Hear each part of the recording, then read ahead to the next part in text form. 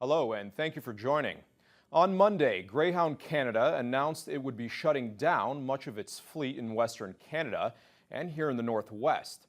The announcement has left many community leaders in shock as to how their residents will be able to travel, especially the ones without a vehicle. Adam Riley reports. This thoroughly cripples our region. It's been less than a week, but the news that Greyhound Canada will be closing its operations in the Northwest has begun to sink in. It's left municipal leaders wondering what the future of regional transportation will look like.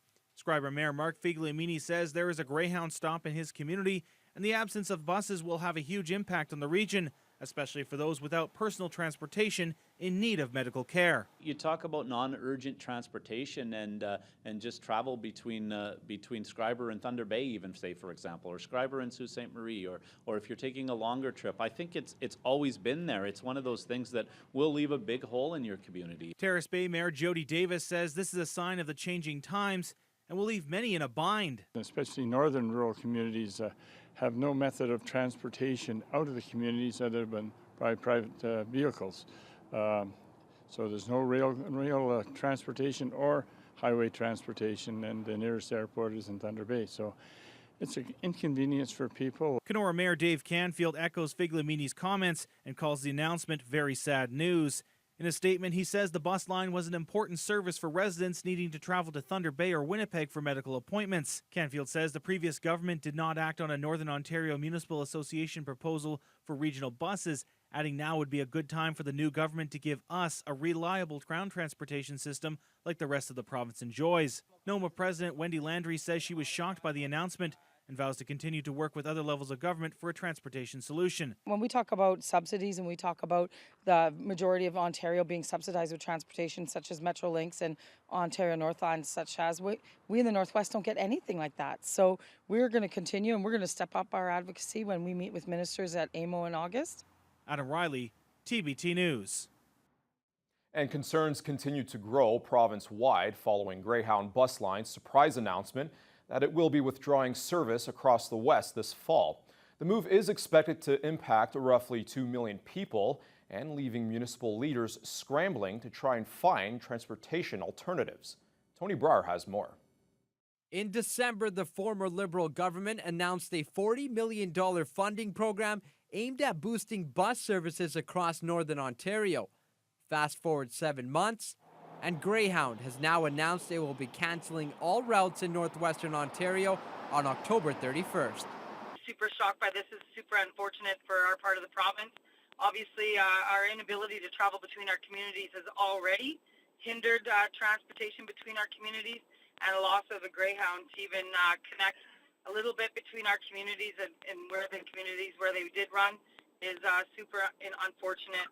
The once prominent operator of the nationwide bus service says it's seen a 41% decrease in ridership since 2010. That's primarily due to an increase in car ownership for many across the country and the growth of new low-cost airlines. But Landry says the service cut decision comes at a price as well. NOMA, with the help of Common Voice Northwest, as you know, has been advocating for subsidies on intercommunity bus systems for the longest time now. And definitely with this news, we'll definitely be stepping that up to prove our point of the inability to travel in between our communities for those that don't own their own personal vehicles is a huge hindrance to get to medical appointments, all kinds of different needs. Meanwhile, the Ford government have said very little about the situation. They did issue a brief statement that says they will work with northern communities and other carriers to ensure the region has the transportation it needs and deserves. Meanwhile, a local company is looking to provide new routes in the fall, hoping to make up for the lost services across the region. Owner of Casper Transportation, Casper Wabinski, says Greyhound likely couldn't balance the demand for local and long-distance needs for those in the region, which now allows a unique opportunity for him and his company. Well, it's definitely disappointing to see Greyhound go, but we in the industry kind of saw it coming to a certain point, maybe not as aggressively as it has happened. But going forward, we're planning on launching a route to White River. We're going to do a Winnipeg Thunder Bay Direct, and we're going to be launching a few routes in Manitoba. Wabinski says he hopes he can have these service routes up and running in the first week of November. Tony Brar, TBT News.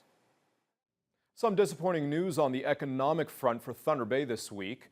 Noron Resources has announced that it has eliminated the city, along with Sudbury, from consideration for a new Ring of Fire ferrochrome processing plant. The decision was delivered by Noron President and CEO Alan Coots in a meeting with Mayor Keith Hobbs and Fort William First Nation Chief Peter Collins. A release from the company says Thunder Bay was ruled out over environmental concerns related to the proposed site on the Fort William First Nation. High power infrastructure costs were also cited as a reason. The plant would have brought over 400 full-time part jobs in the area. Despite the decision, local officials say they remain hopeful of taking advantages of other opportunities as work to develop the Ring of Fire continues.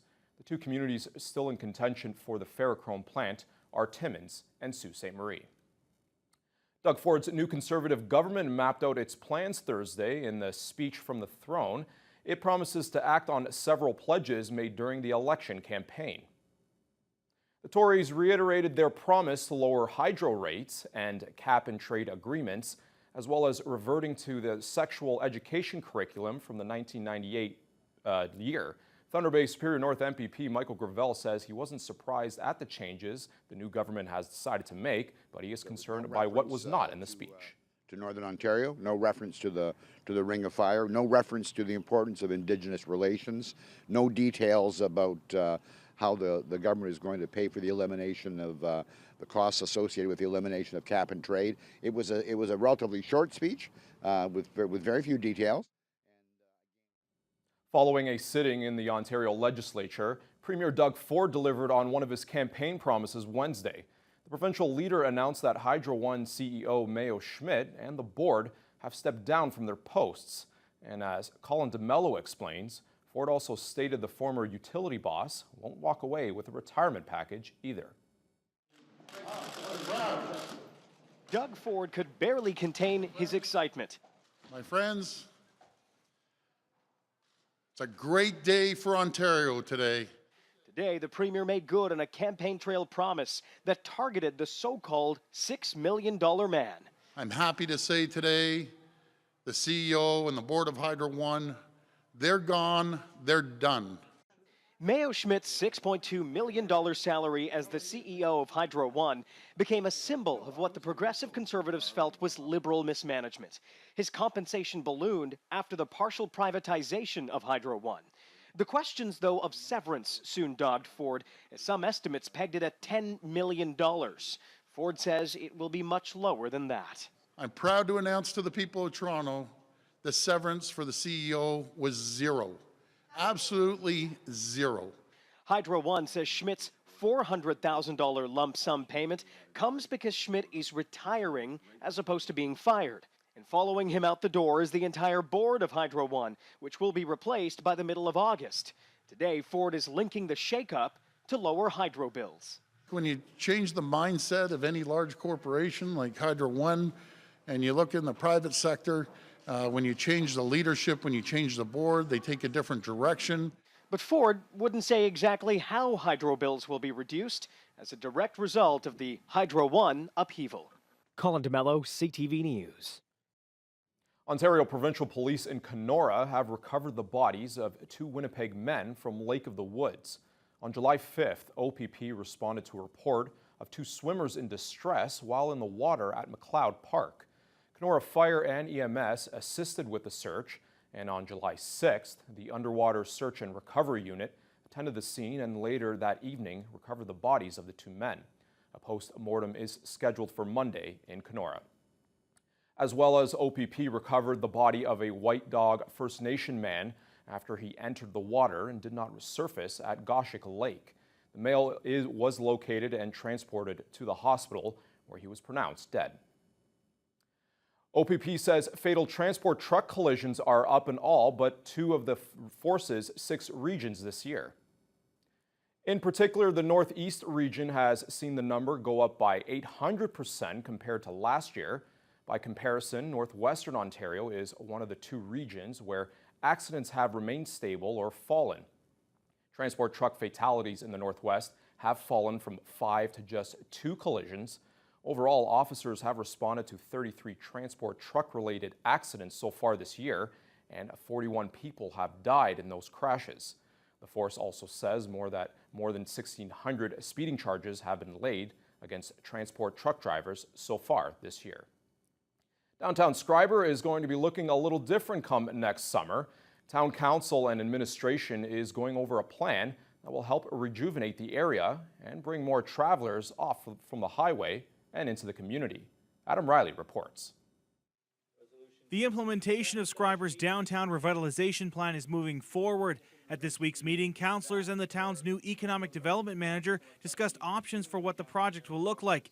Acting Economic Development Manager Nathan Diaz says the project is still in the conceptual stage, which is allowing the town time to collect more public suggestions. Part of this is I'm going to put out a survey to get people engaged again, how they use their downtown area, what they would like to see in their downtown area, and again, what components of the park they feel that is most important to them. Whether it's the splash pad, is that really important, or whether having a big gazebo is going to be the most important part. Diaz says he will be setting up a booth at the Heritage Days later this month to get the opinions of residents. Mayor Mark Figliamini says despite initial construction set for later this year, they are keeping consultations open, as this is a project the municipality wants to get right.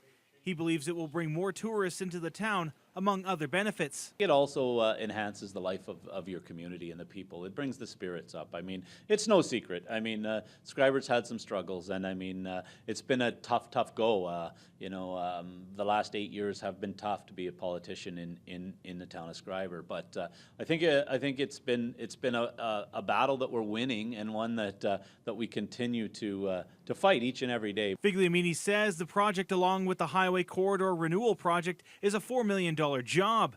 90% of the cost has been funded with support from the provincial government, but they are still looking for more financial support. Still looking to tie up some funding with the federal government as well, but definitely, and again, there is municipal contribution, in any project. So both levels of government have definitely been a piece of this, and will continue to be. So it's again, it's one of those things that's a win-win for your community. The project is slated to be completed for next summer. Adam Riley, TBT News. Coming up after the break, an Anishinaabe police officer made several stops across the Northwest for a mental health initiative.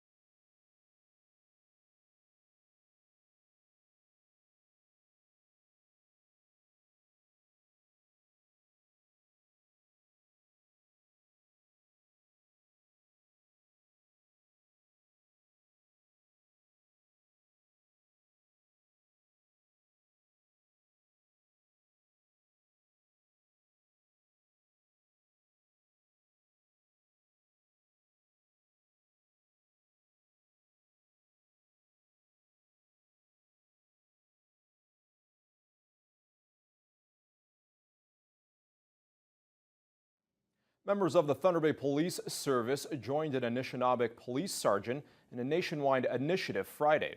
The Hope in the Darkness Walk is a youth mental health event that aims to provide a platform for individuals to share their mental health success stories all across Canada. Tony Brar has the details. The Thunder Bay Police joined Fort William First Nation, Anishinaabe Aski Nation, and the Ontario Women's Association in walking alongside Sergeant Kevin Red Sky today. Red Sky, who serves in the Anishinaabe Police Service, began the Hope in the Darkness walk back on April 1st. The walk challenges police officers nationwide to join a movement to raise awareness for youth mental health, something that will always be close to Red Sky's heart. I do have a personal story, having lost a niece there 5 years ago to suicide. So that kind of sat, and I just felt there was a need to help create awareness, and so we started walking. I just want to commend Kevin for doing this. I think it's quite extraordinary for one individual to take that step. A step in the right direction. Friday's walk began at Simpson and Arthur Streets and saw police officers walk in unison with community members. For Inspector Derek West, this walk not only raises awareness, but helps build important relationships. And it's helping build a bridge between the youth and the police, and that's very important to show the communities that we're all behind helping support awareness, access to the resources and help that people need. In 15 years of policing, being front line, we're the first ones on scene when we're dealing with the youth struggling, youth in crisis, so that kind of sits with me as well. To see the frustration, what's working and what's not out there. We don't think a lot is working when it comes to youth mental health. So that's our goal, is to listen to the youth, the frontline workers, and come up with solutions to better address the issues surrounding mental health. Following the walk down Arthur Street, many made their way down to the Mount McKay powwow grounds to take in special presentations while listening to speakers who shared their mental health success stories. Tony Brar, TBT News. Mark Figliomini has decided he will not seek another term as mayor of Schreiber. Instead, he's looking for a seat on Thunder Bay's City Council. Figliomini moved to Thunder Bay earlier this month and announced his intentions to run on Facebook. He served as mayor of Schreiber since 2014 and currently sits as vice chair of the Thunder Bay District Social Services Administration Board. He says he's got the passion for municipal politics and believes his mayoral experience will be an asset in this bid. And I mean, it's sometimes gets a lot of negative coverage for a lot of ways. So I think as you move forward and continue to build infrastructure in the community, I mean, again, as politicians, I mean, the easy thing to do sometimes is say, hey, we're going to cut taxes and this and that. But I think you realize that that in order to give somebody a great quality of life, that you have to balance all that structure. Figliomini has yet to file his nomination papers with the city. He'll be running as an at-large candidate. Grand Portage Lodge and Casino hosted a major celebration Thursday.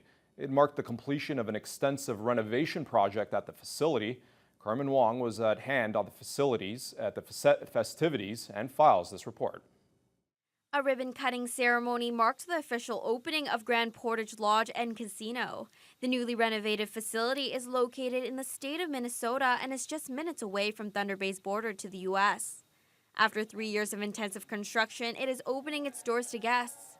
The space includes a new dining area, lounge, and rooms, as well as a new event center, pool complex, and casino floor. General Manager of Grand Portage, Stephen Standing Cloud, says it provides everything a bigger casino does and more.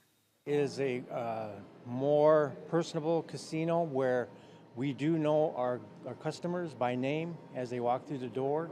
So we can offer something that those bigger casinos cannot, in which, is more interaction with our customers. More than 100 community members and visitors from nearby areas gathered at Grand Portage to take part of the grand opening celebration. The small town casino and lodge is expecting to see a boom in the local economy and an increase in visitors. And most of them are flocking to the casino. The renovated gaming center has expanded into a 12,000 square foot space with a slew of new slot machines to round out their collection of old favorites. It features more than 425 slot machines and table games, including blackjack and 3-card poker. Standing Cloud says visitors are in for a treat. The newcomer who comes to the facility, and look at the around in the new lobby and see some of the how it's laid out and decorated and the spaciousness of it all. They have commented, made plenty of good comments about how much they feel at home here.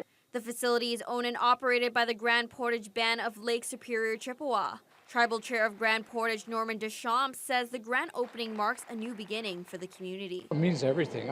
Everything from the jobs here to the resources that come from this facility pay for health care, they pay for education. It's really a lifeblood for the community right now. It provides these services to the tribe. There's a pride here, a sense of ownership and a sense of pride that's much stronger than was here before. Carmen Wong, TBT News. Coming up next, after fleeing conflict halfway around the world, one Atikokan family has finally found peace.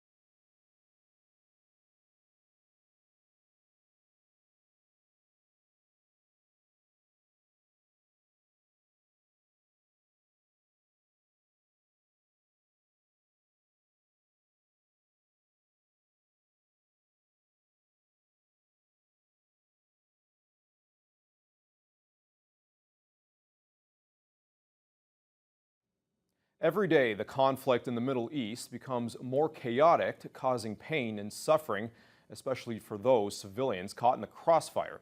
However, some have managed to escape the carnage and moved on to more peaceful locales. The Jabri family is one of those escapees and chose to make Atikokan their new home. Shane Pasquino has the story. Dead bodies are on both sides of the street. Nobody can touch them, nobody can help them.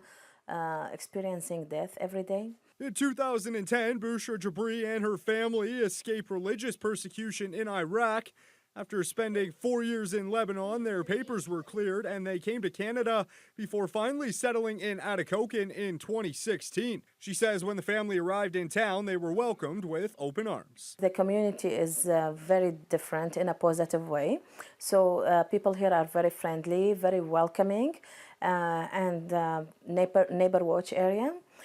So they were very supporting from the first day here, especially when they knew that we have 4 children. 2 years later, the Jabris have fully established themselves as part of the community. Bushra is the manager of the town's pharmacy, and her husband, Fadi, works at the nearby Resolute sawmill. Recently, the family took the experiences from both their past and their current lives and paid it forward to help others. Just last month, Atikokan welcomed another family who faced and escaped the horrors of the conflict in the Middle East. Atikokan Mayor Dennis Brown says having refugee and immigrant families move to the region could be a big help to northern communities struggling to bring new residents to town, especially his. We certainly need more people in town. Like I think I told you once before, we had close to 7,000 people at one time, and now we're down to 2,800, and we certainly need more people. And if we can bring in more workers from other countries, so be it. Shane Pasquino, TBT News. Well, that's all we have for this week's edition of Northwest Newsweek. Stay tuned until next time. I'm Jason Gaidola. Take care.